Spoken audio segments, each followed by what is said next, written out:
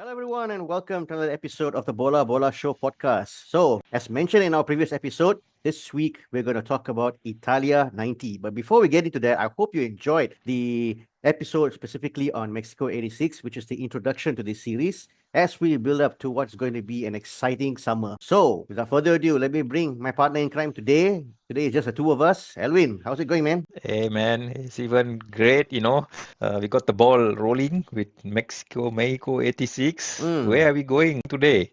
This time, of course, man, we are talking about Italia 90. Oh And yeah. as I made to understand, this is your first World Cup, right? Yes, this was indeed my first intro, like I would say, official introduction to the World Cup. Mm-hmm. Not fully understanding the tournament at that time, but knowing Mm. that something big is out there. And my Mm. dad, actually, it was my dad, and I think the introduction that I would like to share was, I think Malaysians will understand that were either pumping petrol during the 90s. Caltex had this coin collection. Mm. This Yep, this yep. World Cup silver coin collection, and I think Mm-hmm. for every 10 ringgit or something that you pump, you will get one coin, and then it's like a nice cardboard where you fit in those coins. And I always remember that my dad used to go and pump petrol every week. I'll follow him to the Caltex, and I remember the first coin that we received was this country called Swearich. But I was wondering what Swearich, but because those coins were basically in their native language, like Mm. Germany is Deutschland, so Swearich is Mm. Sweden. Yeah, and so that was my first introduction, and then of course, the games that I watched on TV, which of course we will talk about it as we go on. But yeah, that was, I would say, I got plugged into the World Cup, man, and then it never ended after that. It's still going on. Mm-hmm. Yeah, Okay. yeah, So as you can see, guys, no, I was Coron 86, Elwin is Coron Italia 90, and we have yeah. not moved away ever since. So this is one heck of a powerful viral, man. I mean, this is one virus that you just can't Yes. get rid of. As even as you get older, people say, time to move on, this and that. But somehow or other, every 4 years, come when the moment comes, we are somehow in tune, right? Yeah, and I think just because you're sharing the point about the 4 years, right? To me, I think the World Cup must remain 4 years. It shouldn't be a 2 year thing. I know Yeah, totally FIFA may agree. have some plans of trying to make it more commercialized, and trying to do it more frequent and all this, but it's because of the wait of the 4 years, that you have to wait for it. You have to go through that whole one and a Mm, half months, during the summer, of course, June, July, in the northern hemisphere. It's all about that. It's that wait, mm-hmm. that waiting period that drives the keep it to 4 years, man. FIFA. No, Yeah, totally agree, man. It has to be a 4 years. However, yeah, Elwin, here's the thing hmm. about Italia 90. One search on Google about which could Yep, have been the most boring World Cup, yeah.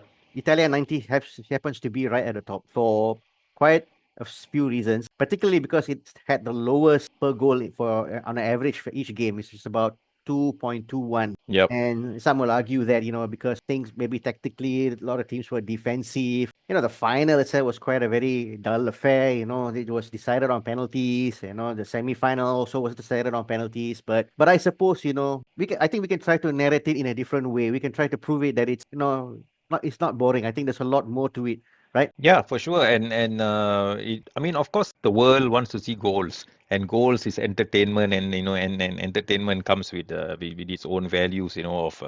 People always want to see the numbers, and of course, like you said, the numbers, the data and the numbers are not impressive in terms of goals, right? Mm-hmm. 2.21 Yeah. goals per game, and the lowest in tournament history. And but there are more. There are definitely more things that happened during this time. In fact, there was another trend that started from this World Cup from a very particular goalkeeper, which is now very relevant these days to sweeper keeper role. But okay, we will talk about it. Mm. I think later when Yeah. it comes. I mean, that guy was ahead of his time. I will put it. In Yep. Yep. 1990, he's doing things which Pep Guardiola expects his goalkeepers to do these days, right? So Mm-hmm. that was Yep. something.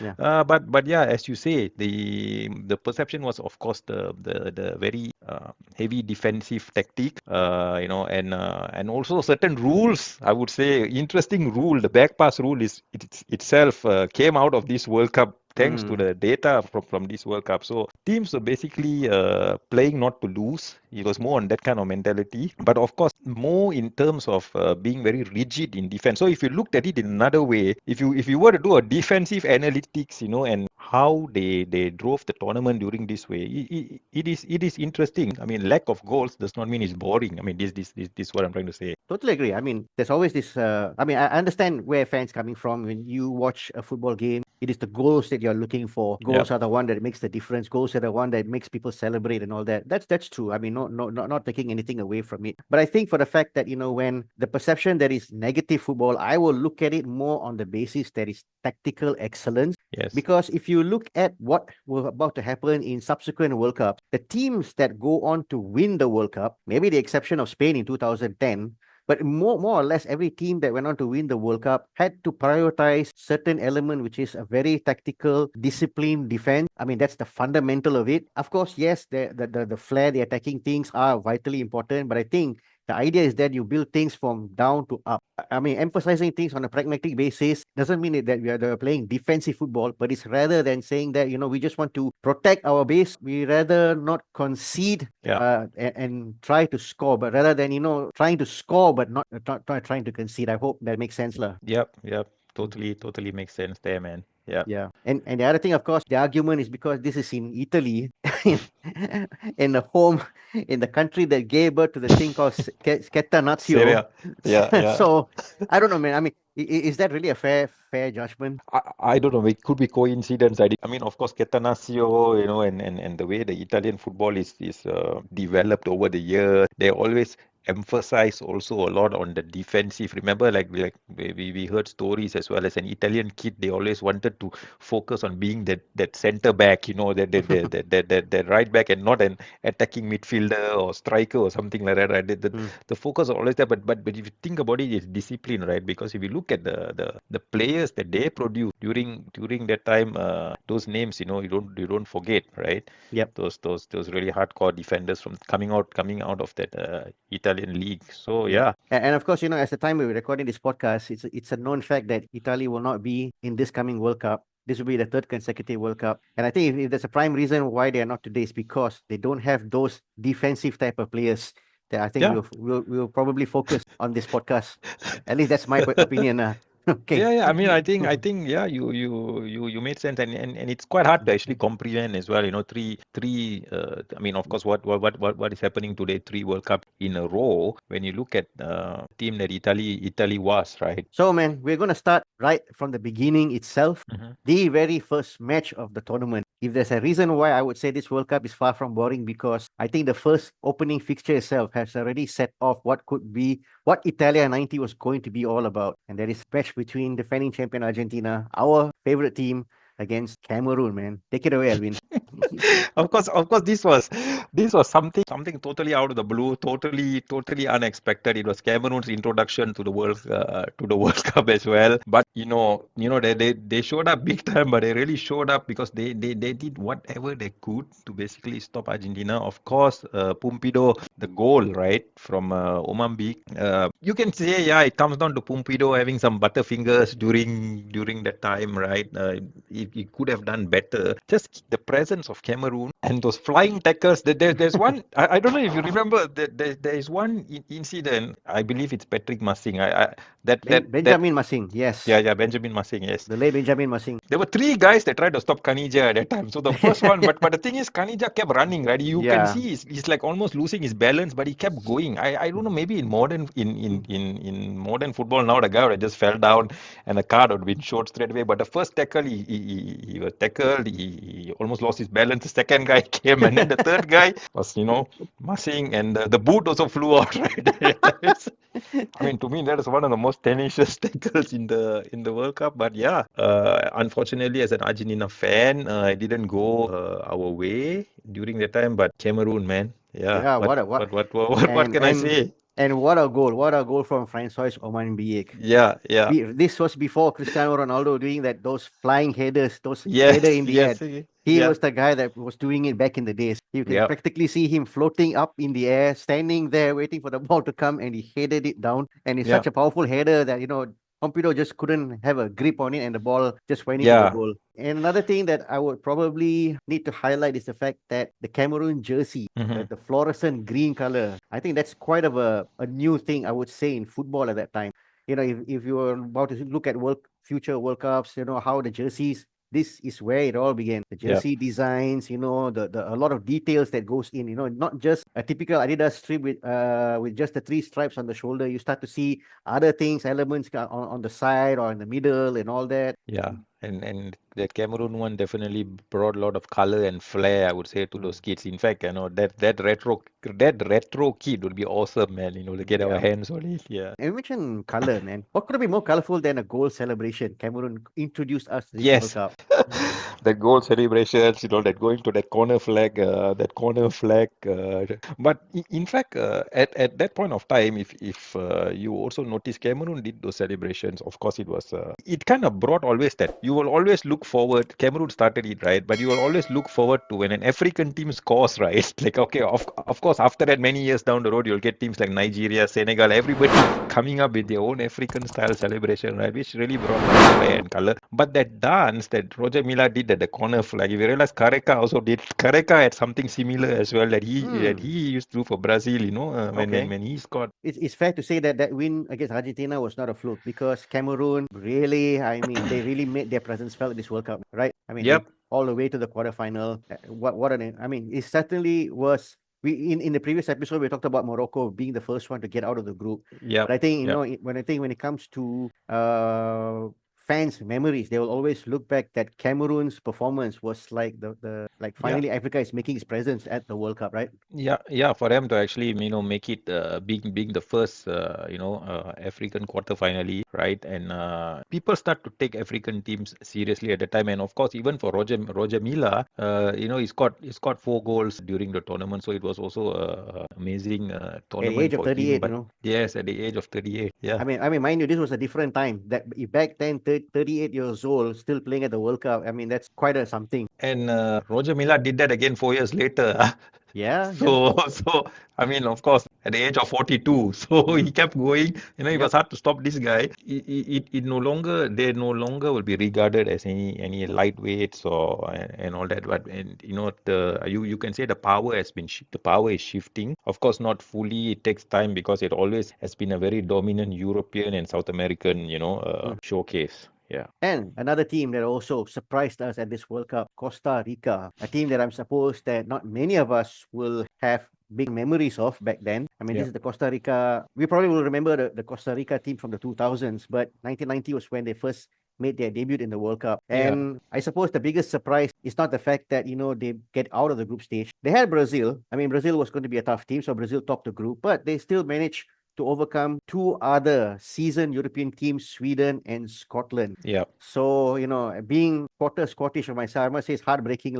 This could be one of those World Cup where we really thought we could have a chance to finally get out of the group stage. I thought it was just Costa Rica. But Yeah. man, we did the most Scottish thing we could ever do.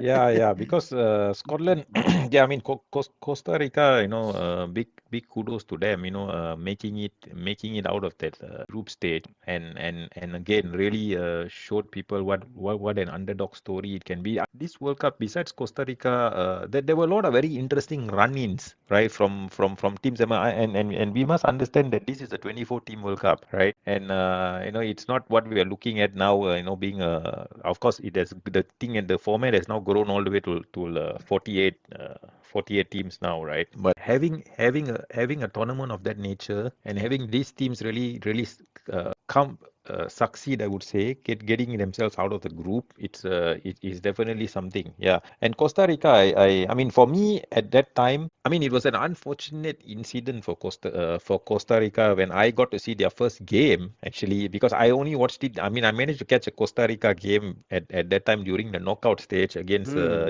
Czechoslovakia. But Okay. that's when I was introduced to this guy called Thomas Kurawi. So Hmm. Thomas Krawi, he's got a hat trick, during that game as well. So I mean, I mean, that was when Costa Rica said goodbye. But it was a great World Cup for them. But what about Republic of Ireland, Oh, Sivan? yes, yes, yes. Yeah, I mean, just a side note to everyone.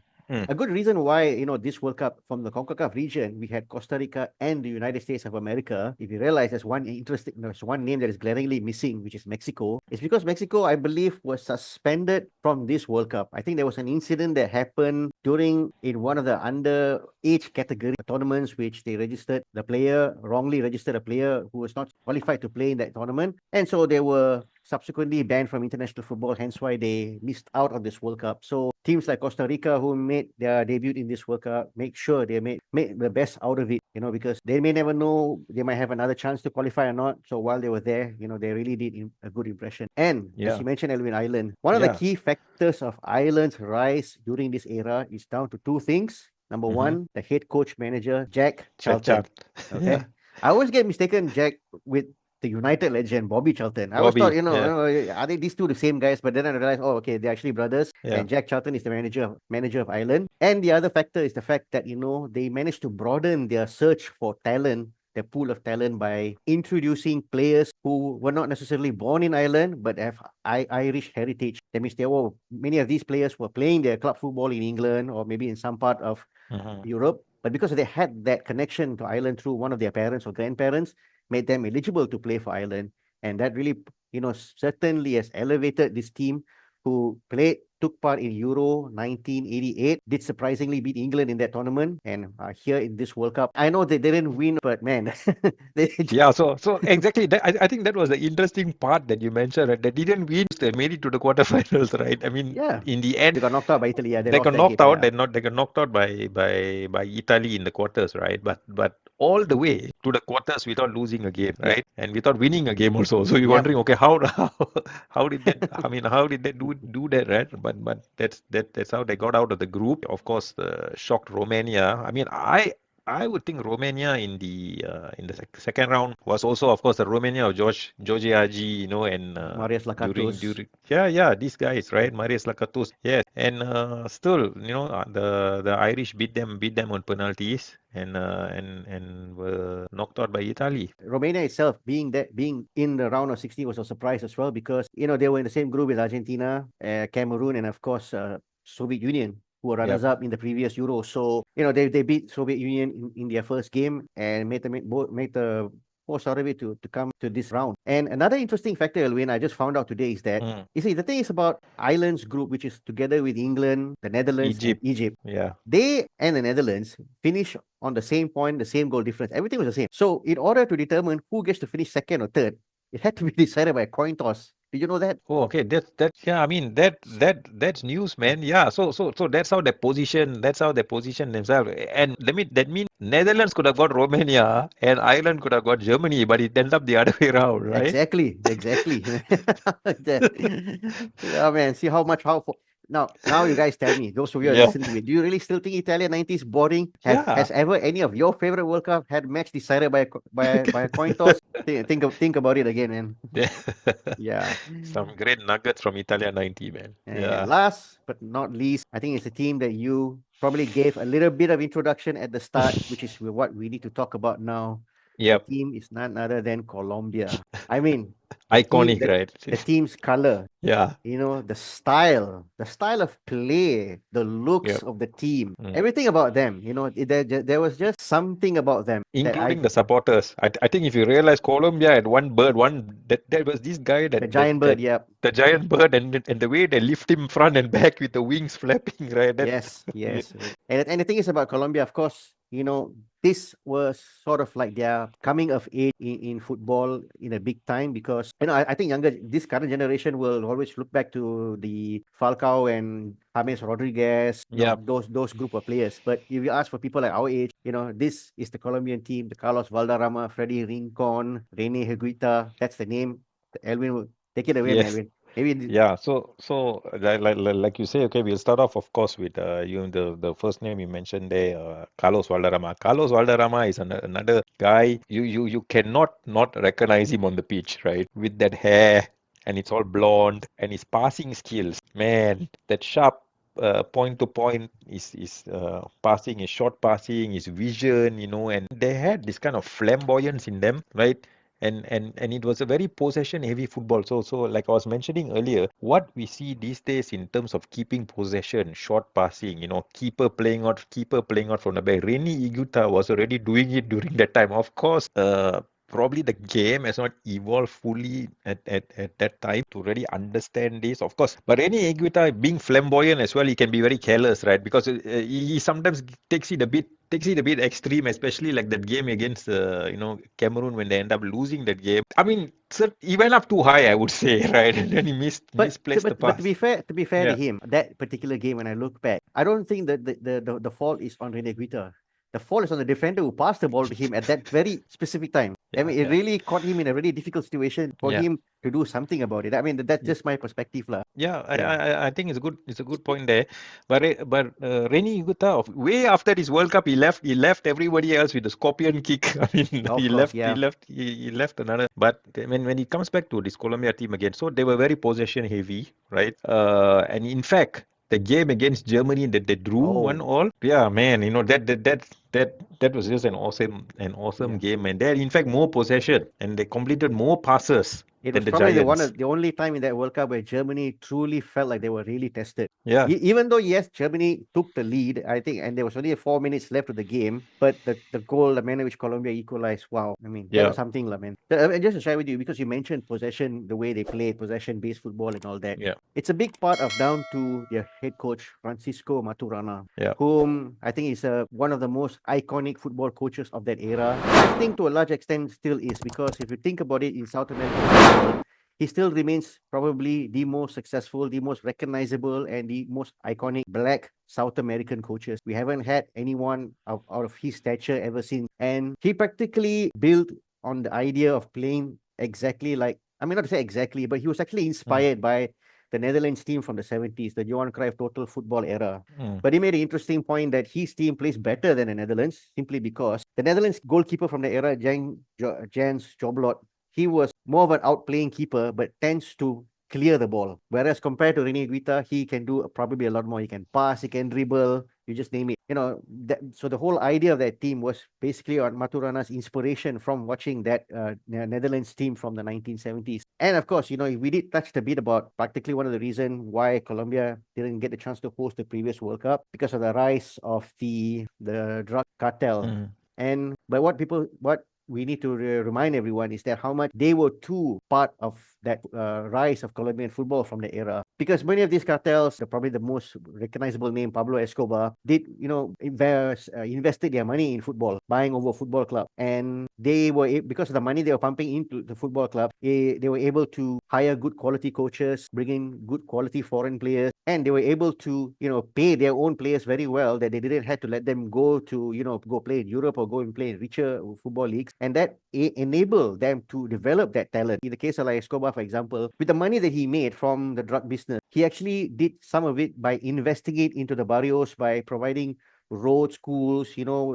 public Mhm. utilities and all that, and also building football grounds for kids to go and play, rather than making sure to keep them off the street. He wanted them to to play and get involved in sports and all that. And a lot of these kids went on to become an important figure in that Colombian national team. Yeah, yeah, very interesting take Yeah. on that. Of course, people look at it as a cartel, but he also did his part in really developing the Colombian football at that time, and including I, the I, grassroots. I mean, we can say it's one of the earliest form of sports washing, lah. A Yeah, term that probably never existed back then, but yeah, you see. So again, ahead of times. So Colombia is really a team that has been ahead of times, man. yeah, Back yeah, in the yeah. 90s. Yeah. And of course, people will say, well, if there's fewer goals, where is the drama? I think, Yeah, I mean, fewer goals, yeah, it's a psychological thing, right? Depends when the goals come, right? And there was a lot of there were quite a number of 1-0s and 0-0s as well, and of course the one goal wins it in most of the cases, but it creates that kind of atmosphere where you don't get a runaway or game that is done after 60 minutes when they are already down 3-0 or 4-0 or something like that, but it pushes its way all the way to the end. And of mhm, course, during the group stage, yeah, it ends at that. But during the knockout, that's when we know we get penalties. and all this. And penalty shootout it cannot get any more dramatic than a penalty shootout. So think about it this way: you get a 0-0, okay, it's a 0-0 game and all that, but okay lah. At the end of the day, I would say for a scoreless game, the cherry on the cake would be okay. At least you are rewarded with a penalty shootout because that is the most dramatic thing that can happen in a knockout stage after a scoreless draw. Yeah, Yeah. and you mentioned, a difference between one goal doesn't mean, the game is far from over. Yep. There's still whatever remaining left, there's still a lot to play. And I can't think of any game from that World Cup, then perhaps the most important game for us as Argentina fans Yep. came against Brazil. Because I can tell you one thing, guys, anybody who watched that game could have easily gone Brazil's way. They hit the bar, they were creating They chances and everything. multiple times Yes. they hit the bar. Probably in Malaysia, we say maybe they put some jumpy or bomo in the goalpost Yeah, or what. yeah, yeah, But all it yeah, took is just one magical moment from Maradona to yeah, nutmeg the Brazilian defender, get Caniggia the ball, who round up Claudio Taffarel, yeah. practically, dance way past him, and then to score an open goal.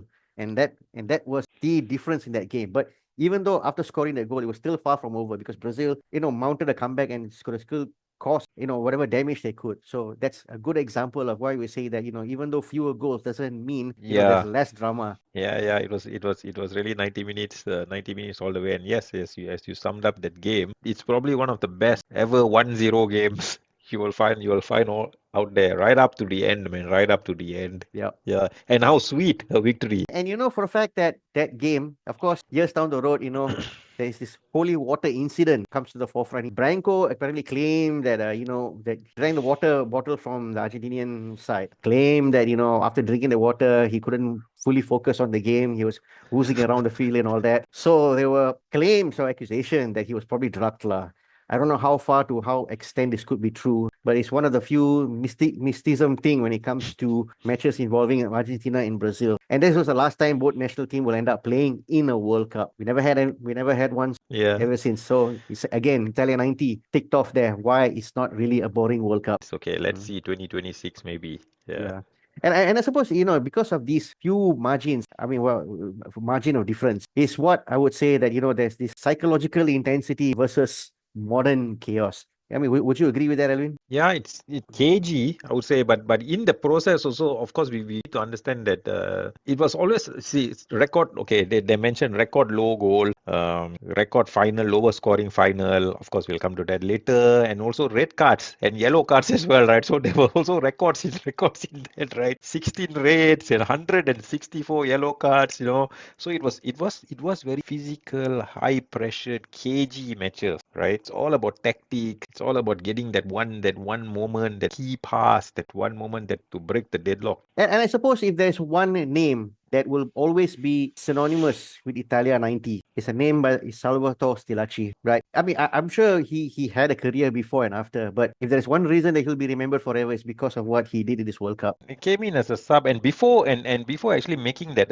appearance in his first appearance in this World Cup game for Italy, he only had one international game before this for Italy, and then throughout the tournament, basically for virtually an unknown quantity in this Italian team, he ended up getting the golden boot, right? And that's the shocking part there, for him to actually score 6 goals and in a tournament that he did not even start. So that was definitely the romantic story of Salvatore Schillaci. I mean, I'm sure the expectation from many on the Italian team is goals coming from the likes of Yali and Mancini. Yeah. Of course, how can we forget, man, Roberto Baggio. Obviously, these are the household names of Italian football of that era. Expectations from them. But the man who stole the show and practically was the hero for this Italian team is Salvatore Schillaci. Schillaci, yeah. What an introduction. What an introduction for himself in the World Cup. And speaking of which, Elvin, I mean, we'll talk about the semi-finals lah. Mhm. I know for a fact that yes, both semi-finals settled in a 1-1 draw and decided on penalties, but none of those semi-finals were comfortable to watch. You were at the edge of your seat throughout the whole time in both semi-finals because it Yeah. was such a very tightly contested, and the last time in the World Cup whereby all 4 semi-finalists are former world champions. So there you go again. Italy 90 is really serving everybody a feast, guys. Yeah, exactly. Right. Yeah. Yeah. Yeah. And since 1954, apart from Brazil, all the World Cups were won by these four nations only. No doubt, some of these teams, the manner they reach there, can vary from one to another. But that semi-final was definitely a clash of the Titan. The way both, I mean, the teams ended up facing each other, and the story, the backstory, behind it, of course, we can, we'll start off with Argentina versus, Italy, and it takes place in Naples, the home of Maradona, Yeah. I mean, right? I have an And interesting take on that. Actually, I wanted to share. yeah, and Maradona, of course, famously, urged the Naples people to support Argentina Yep. over Italy. So a lot of them were like, on the fence, because of course they loved Maradona a lot. What happened? Napoli has never tasted the Serie A crown, right? Yep. Maradona was there to basically hand over them their first two ever Serie A crowns. So for Naples, the fan, it was really something. He achieved divinity, lah, basically in the streets of Yeah. Naples. Yeah. Yeah, and that very same stadium, right? Stadium San Paulo. Now, of course, after Maradona's passing in 2020, and in honor of him, they changed the stadium is now called Stadium Diego Armando Maradona. Yeah. So what was it you wanted to share about the semi-final? I mean, Yeah. for a start, maybe younger listeners will be wondering, Italy, really? They were that good? I mean, this was a different time. The Italy team of 1990 is not like the Italy team that we're talking about today. These guys, I mean, let's put it this way. They're hosting the World Cup. They wanted to win the World Cup, and they were confident about winning the World Cup. That is a fact. They knew they had what it takes to do it. And I won't argue with it, because if you look at the team, we just mentioned about Vialli, we mentioned about Mancini, Roberto Baggio, there's Donadoni, there's Di Napoli, Carlos Ancelotti, Paolo Maldini, Franco Baresi, Walter Zenga. This is actually a World Cup winning team for sure. And if the way they arrange Italy's game, assuming that they will go all the way to the final, is that if they top their group, they will end up base themselves at Rome. So they will play the round of 16, the quarterfinals at Rome, and the final at Rome. But what they decided to do is that for the semi-final, they will divert and play the semi-final game in Naples. Now, it might sound crazy, like why would they do that? But I think there is probably a reason, because there is this north-south divide in Italy. The people in the north are the elite, where most of the industrials, things are happening. It's always a saying that they look down on the south because the south is poor, is working class. This is one of the reasons why people in Naples love Maradona, because for one time he made them feel like they were the most important people in Italy, because he gave them a Serie A title. So I suppose from Italy being the host and all that, they thought, we have to create a symbolic gesture. We just can't leave the South out and claim, expect the whole country to be behind us. So let's have a semi-final in Naples. We will get the job done there, and then we'll come to Rome and win the World Cup. However, that was the script. What was not scripted is that of all the teams, they had to end up play a Diego Maradona-led Argentina. Yeah. And you just mentioned Maradona did say a couple of things, to get the Naples crowd behind him. But of course, I think in general, many the people of Naples, they made it clear, Diego, we are totally indebted to you for everything you've done. But Italy is our country, Yeah. and they stood by supporting the Italian national team. But I suppose, even though when Italy took the lead, the thing is about Argentina, this World Cup, let's be honest, they were dreadful. There was not a single game they looked like a team that is here to defend the World Cup title. Yeah. Maybe the game against Soviet Union, which they won, but other games than that, including the previous game against Yugoslavia in the quarterfinals, Yugoslavia were down to 10 men, and they had 60 minutes to capitalize on it, and yet they couldn't. And extra time, yet they couldn't. Yugoslavia could have easily won that game as well, but thanks to the magic hands of Sergio Goycochea, they won on Sergio penalties. Costa, yeah. Yeah. Yeah. So Italy took the lead. Schillaci scored quite early in the game. But the thing is, the situation in Naples, it wasn't really hostile towards Argentina. And this is Maradona's ground. He knows Yes. every inch of the field very well. I suppose, on that basis, he was able to, slowly gather his guys to say, look, guys, I know we're 1-0 down, but it's not over yet. I know this field. This is my house. He knew how to keep the team composed, calm, slowly as they were getting into the game. They found an equalizer to Claudio Caniggia, and, they took it all the way to penalties. And I Yeah. suppose, after 120 minutes, this is where I think Italy realized it was a wrong idea to take the semi-final away from Rome. We should have just stayed at Rome. Yeah, yeah, but Yeah. but you mentioned about Caniggia's goal. Up to that point, Walter Zenga has not let in a goal in the whole World Cup. So Ah. he had a record of a consecutive clean sheet, 517 minutes without conceding a goal until that Mm. Caniggia goal went in. So Italy really, it was very difficult to score a goal against them. Yeah. They could have actually made it all the way. So you realize the more we talk about this World Cup, there's always some very interesting point inside there that up till today, you will not get a goalkeeper having that long of a clean sheet record, Yeah. and so many more nuggets, man, from this World Cup. Yeah, Yeah. yeah. And I suppose from the Italian team angle is that even though they were playing at home, they were playing in their own country, they didn't really felt like, they were really playing at home, if you know what I'm saying. They kind of knew, like, we're not actually playing at home. We're playing a match in Italy that belongs to Diego Maradona. Yeah. So and I suppose, after when they conceded the goal, psychologically, a lot of things would have affected them. And I think they tried to carry themselves all the way to the penalty shootout. But, again, before Emi Martinez, Argentina had a guy called Sergio Goycochea.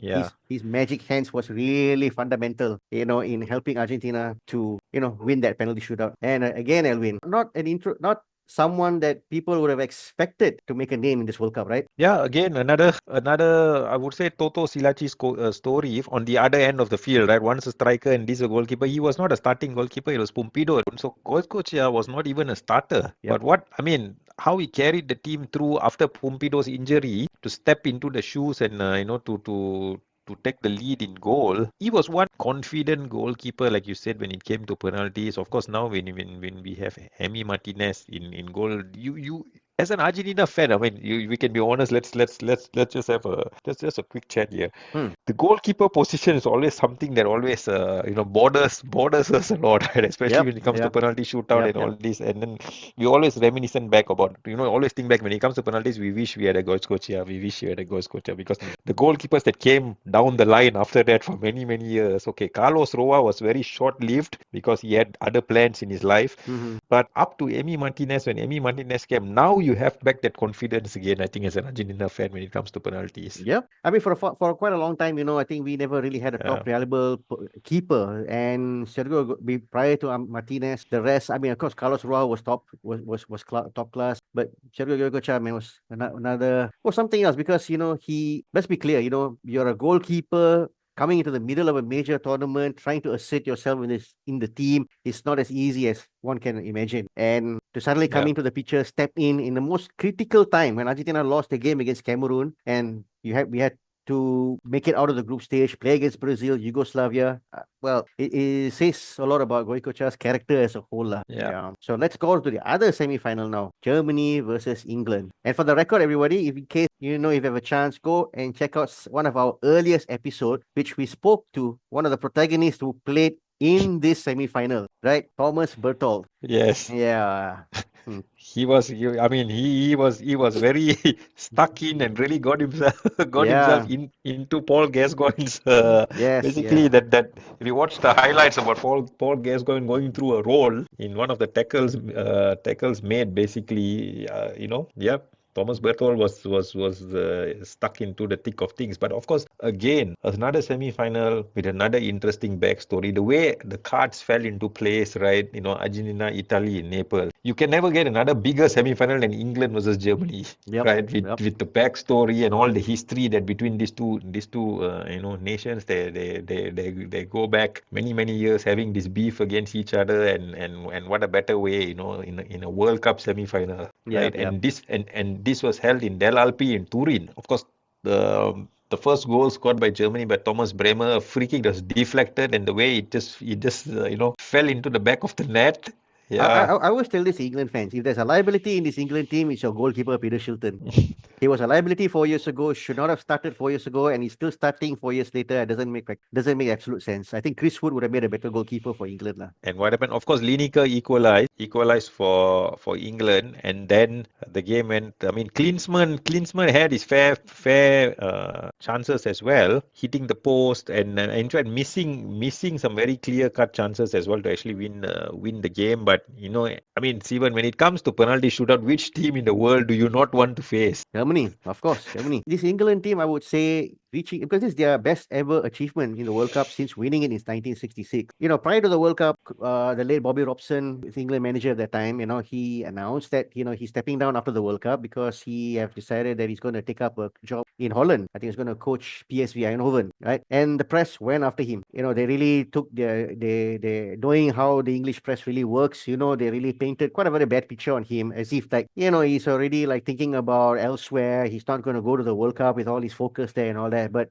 people are absolutely wrong about it. this England team, if you ask me, if you look at it on paper, it was something else. Yeah, up front, you had Lineker and Peter Beardsley. You had a midfield lineup of Chris Waddle, David Platt, John Barnes, John Barnes. and of course, Paul Gascoigne. What a gifted Yeah. footballer. Probably I would say the most gifted English footballer of our time, maybe apart from Wayne Rooney. I think that's an argument I would make. Yeah, Paul Gascoigne was he was a very different English player. Your argument, you can say, yeah, that kind of impact that he made, and that tenacity, and the skill and the flair. But yeah, just those names. I mean, those names that you just mentioned there, from the front line to the midfield as well, all household names as well. And even Brian Robson was in the team as Yep. well. Remember, David Platt came in for Brian Robson, Mm, and of course Platt was an upcoming star, but even then, an amazing lineup there by the English team. Yeah, yeah. Even though England didn't win this game,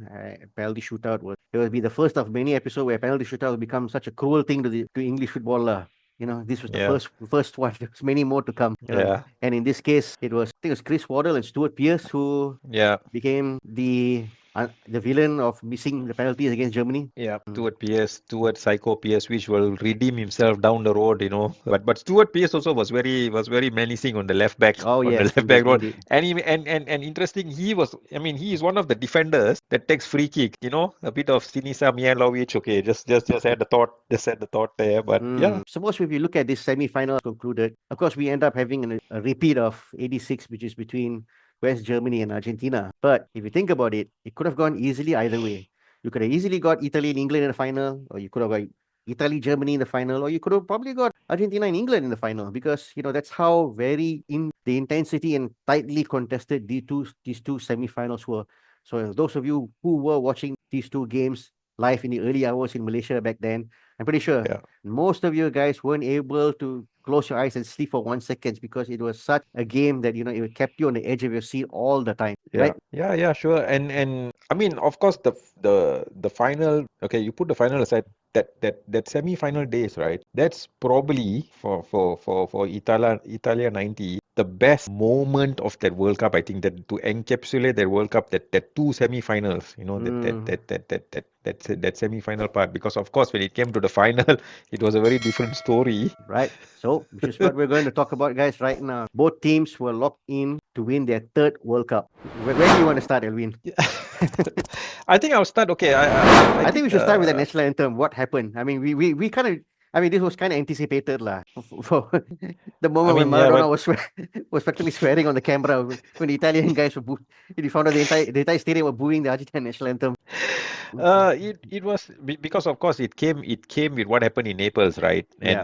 And I think unless you're a Napoli fan, if you're any other fan besides a Napoli fan in that stadium that day, I mean, being an Italian, those Italians over there, yeah, that's what they did. But I think I would start this is we'll put it this way, because you mentioned earlier about Argentina being a defending champion that was not impressive and did not really come looking as a defending champion into this. Okay, we'll put that aside. Let's give credit to the Germans where credit is due, right? Absolutely. And Germany for this part, what they did in this tournament, they scored the most goals there, 15 goals. I mean, it's quite even though you see them as the using the libero system and all that, but man, Lothar Matthäus, he covered more ground on the field than I think any other Mm, player. And he was really the leader, I would say, in this German team. And really the driving force of this German team, yeah, throughout this tournament. 15 goals, and there was just this drive, this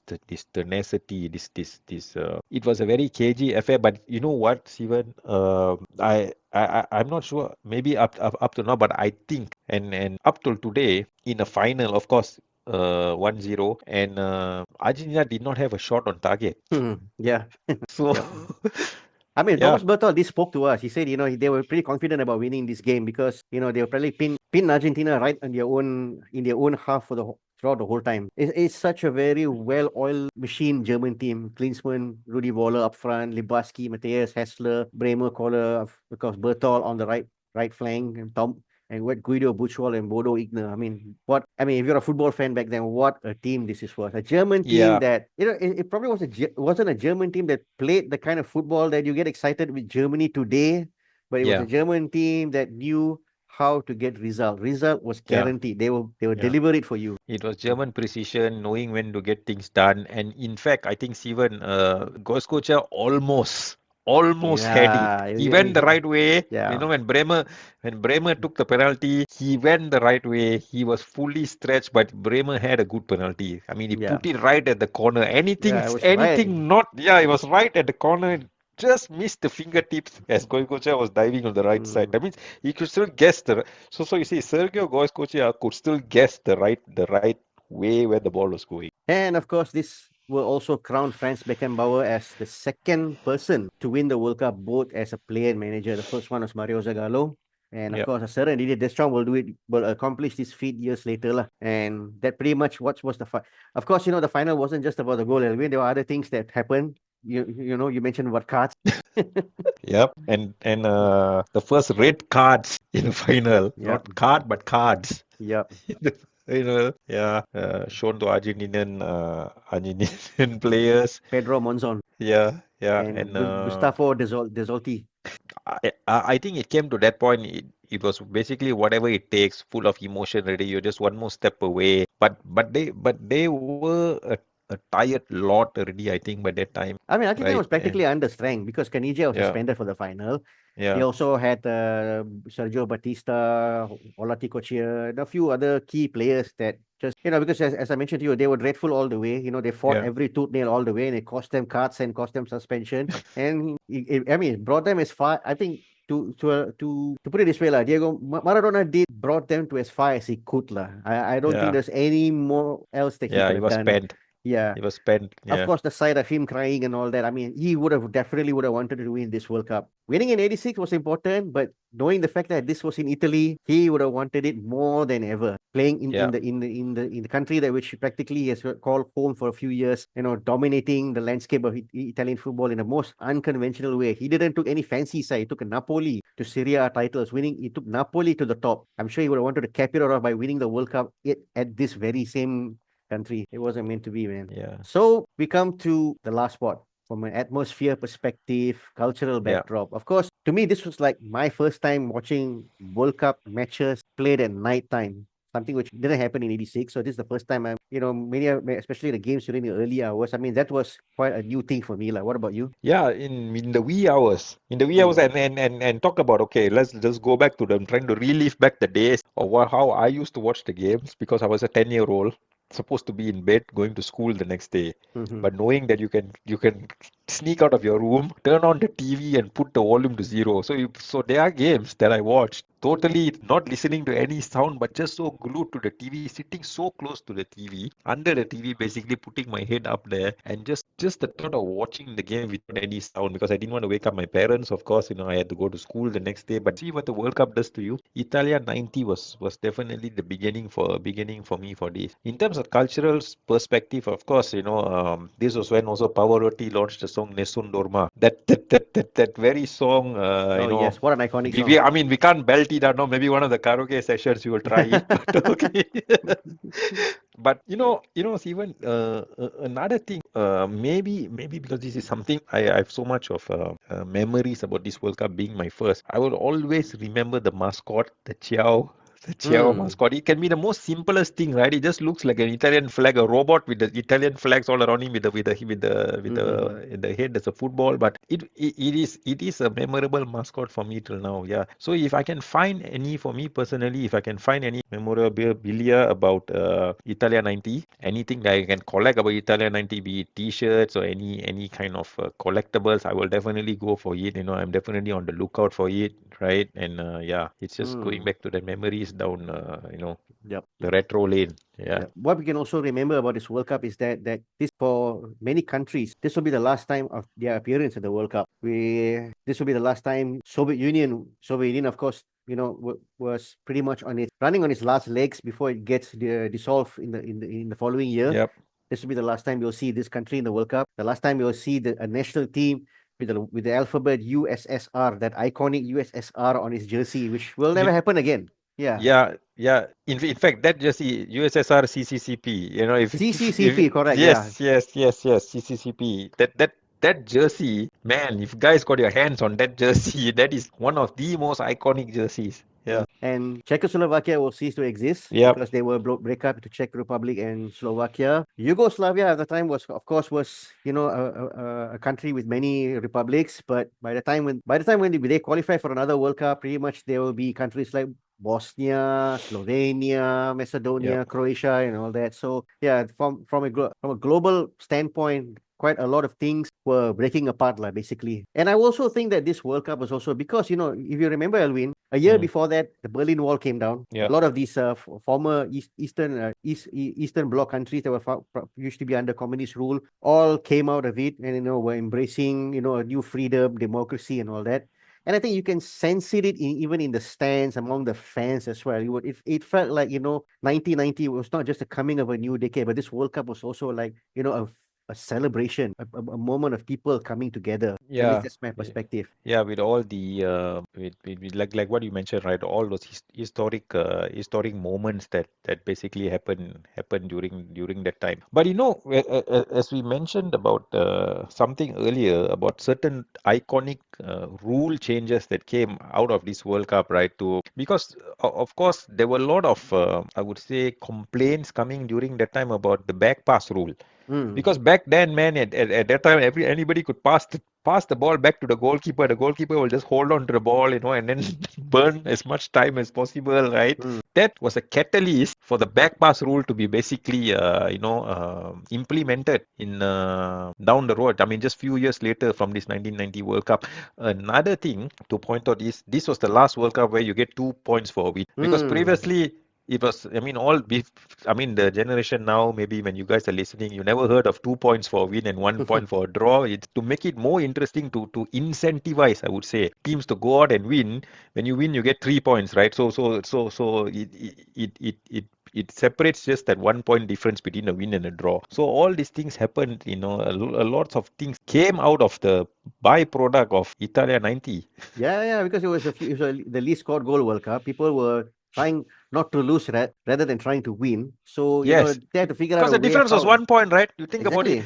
exactly. The group like what you mentioned just now the earlier about the group of with Ireland, Holland, and Egypt and England. Only England beat Egypt, It was only and win. the rest were all draws. Yeah. Yeah. And of course, we mentioned about countries splitting apart, but one country will be in a few months down the road will be unified. And I think Yeah. the icing on the cake for this whole location was the winning the World Cup while all being a world champion while all this was happening. Yeah. Yeah. So, what's your overall take, Elvin, of Italia 90? Do you think it's still a boring World Cup? I mean, for me, I mean, I have an Italia 90 bias because this is my first World Cup. So I will always love this World Cup regardless of what. Like I say, I will always find for something collectible about this World Cup. I always want to listen to the songs of this World Cup that happened during that time, and watch those moments, those replays, those films coming out of this 1990 World Cup. And yes, I just want to share one story. In school. So what happened was in school after the World Cup final and all that. You see, because I went to La Salle. La Salle is an all boys school. So basically all of us were standard 4 at the time, 10 years old, and since it's all boys school, right? I would say that almost 90% of the class was really into this World Cup fever and all that all. And then we had our own mini tournament, and of course we just played the final. So it's like half the class was split. Those were interested to play. One half went for Germany, another half went for Argentina, and then we just played it in the basketball court. So it was this Hmm. kind of moments that start that fandom, thing, that Mm-hmm. culture. I would say in all the way in school. So for Yep. me, man, I love this World Cup. What Yeah. about you? Well, that I mean, if from a neutral perspective, of course, I mean, if I were to put aside the teams that I support or my favorite player and all that, of course, it wasn't really a good ending to the World Cup. But the fact that after everything we've discussed over the past, for during this whole episode, I think it's fair to say that that it was more than just anything but boring, lah. Definitely, there Yeah, was just so much of drama, so much of twist to it, so much of moments that came to this World Cup. And here's an interesting trivia, Alwin. The match between Germany and Netherlands. yeah, I'm sure everybody will probably remember Rudy Voller and Frank Rijkaard's yeah. intimacy moment on the field, I would say. Yeah. But it was the only knockout game in a World Cup where Marco van Basten, Ruud Gullit, and Frank Rijkaard ever played together for the Netherlands. Okay. Yeah. That And was the three of them together. yeah, because you see, they That Van Basten will be injured by 94 and I think will retire after that because of the injury. Ruud Gullit, if you remember on the eve of the World Cup before 94, he decided to quit on the national team. So it was only like Rijkaard that was left. so you're talking about World Cup, not Yep. Euros, not Not Euros included. Now, just okay, World okay, Cup. because 88, they were together, right, in the Euro. Yeah, okay. Such a sad thing that the Netherlands, despite having these three players who were such a dominant force with Milan, didn't win a single game in the World Cup. Strange things happen for a reason. Yep. And Yep, again, yep, another thing to remember about yep, Italia 90. yep, Many things, guys, many things out yeah. there that I So hope that you So I don't guys know for learned a lot those. today. So Yeah. for those of you who are old enough, leave us in the comment. Let us know what you think about Italia 90. What was your favorite, interesting, or sad moment? Just put it in there. And to our younger generation, I hope this whole episode would have been kind of educational. You probably picked up a few things. But if let's say we missed out on something, do share with us. Just drop us in the comment. Let us know your perspective and take on Italia 90. Was it boring or not? So any last word, Elvin, before we wrap it up? No, just enjoy the episode, guys, as we keep rolling on this series, this World Cup series, for all the World Cups that are coming up as well. Enjoy it, be it wherever you are listening on during your time off, on your workout, or you're stuck in traffic, on the road. Enjoy it and That. and and and have fun with it. Relive the memories. Yeah. Yep, yep. So, as you all know, next episode, Uncle Sam finally lands the World Cup on his And own backyard. Yeah. And as we transition in our age as well, this was the beginning of the World Cup where I watched the most games. And of course, Mm. it starts from this point on. Everything else just keeps getting just keeps going higher and higher. Yeah, Yep, definitely, definitely. All right, guys. yeah. Okay. Thank you so much for your listening. Hope you enjoyed this episode, and we'll see you guys on the next one. Goodbye for now. Ciao. Ciao.